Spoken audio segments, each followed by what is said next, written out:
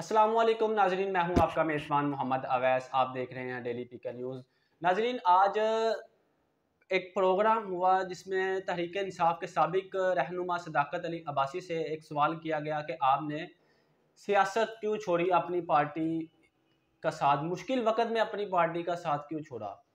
तो सदाकत अली अब्बासी ने कहा कि मुश्किल वक़्त में पार्टी का साथ नहीं छोड़ा, मुश्किलें इतनी बढ़ गई थी कि मुझे सियासत से ही किनारा कशी करनी पड़ी। और जब सियासत से किनारा कशी किया तो पार्टी भी गई और मेरा ओहदा भी गया। 9 मई के वाक़ये के बाद उनका कहना था कि 9 मई के वाक़ये के बाद जो कुछ हुआ इसका वज़न उठाकर चलना मेरे लिए बहुत मुश्किल था और जिसकी वजह से मैंने ये फ़ैसला किया। सदाकत अब्बासी ने कहा कि ये हमारी सियासी गलती थी कि हमने डायरेक्ट झगड़ा जो है पाकिस्तान की इस्टेब्लिशमेंट से ले लिया।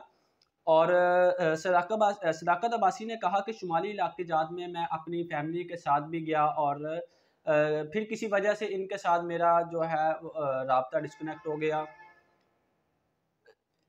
जिसकी वजह से ऐसी वजूहात जो इस वाक़ये के बाद कुछ ऐसी वजूहात हैं कि जो मैं बयान नहीं कर सकता।